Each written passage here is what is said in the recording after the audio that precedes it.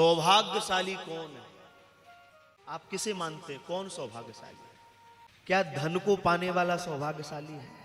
क्या पद को पाने वाला सौभाग्यशाली है? क्या प्रतिष्ठा को, यश को, कीर्ति को पाने वाला सौभाग्यशाली है? ये सब पा लेना दास की दृष्टि में मेरे भाई बहन वो जीव सौभाग्यशाली नहीं है। गोस्वामी जी कहते हैं शरीर, परिवार, घर, रिश्ते, स्त्री, पुत्र, संसार के सुख साधन अति सुंदर सभी प्राप्त करने के लिए कर ले और इसके बाद वो कहे कि मैं सौभाग्यशाली हूं, तो वो सौभाग्यशाली नहीं, उसको सौभाग्यशाली।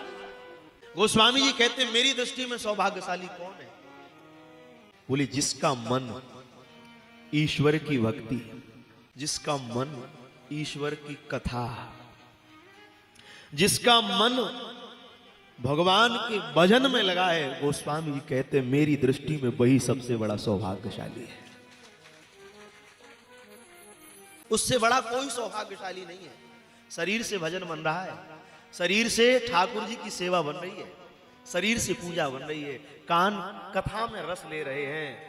बस आप समझ लेना, भले ही संसार के लौकिक पदार्थ आपके पास नहीं है, पर ठाकुर जी की दृष्टि में ठाकुर जी उसे सौभाग्यशाली नहीं कहते जिस पर सब है। ठाकुर जी उसे कहते हैं जिस पर भगवान की कथा और भगवान का भजन है मेरे भाई, वो सबसे बड़ा सौभाग्यशाली।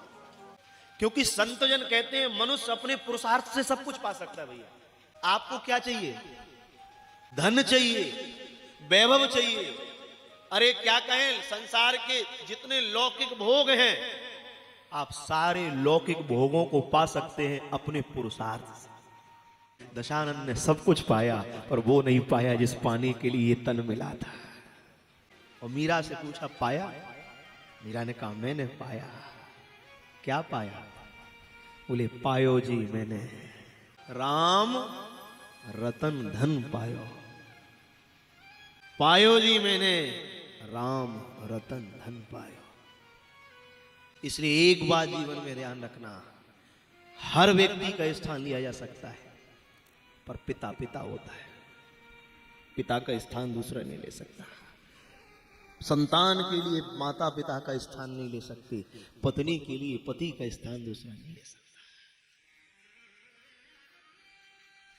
और इस समय आज आपको एक बात कह के कथा में प्रवेश कर रहे हैं कि ये जो दौर चल रहा है, ये दौर चल रहा है दिखावे का, दिखावा, आडंबर, पाखंड, व्यक्ति पूजा, इसका दौर चल रहा है। ब्रज में एक महात्मा हुए पंडित श्री गया प्रसाद जी महाराज, ऐसे विरक्त महापुरुष थे, उनकी रहनी को देखकर लगता था कि ये साधुता है। पंडित जी मधुकरी मांगते थे सरकार, मधुकरी जानते हैं आप? हर घर से भिक्षा मांगते थे, भिक्षा मांगकर अपने जीवन को चलाते थे। दास ने बाबा के चरित्र में पढ़ा, दास पढ़ रहा था तो कुछ समय के लिए तो रुक गए, चित्त में वृत्ति भाषा को मैं समझती हूं, मैं तुझे रोटी दूंगी। अब बच्चे ने अट्टा कहा तब भी मां रोटी लेके आई, रोटी गई तब भी लेके आई, भोजन का तब भी, नाम अलग अलग हैं पर है एक ही। बस ये बात ध्यान रखना, कोई कह दे ये ठीक नहीं। आज इस समय क्या चल रहा है, पहले के गुरुओं की पहचान होती थी तिलक, जानते हैं आप?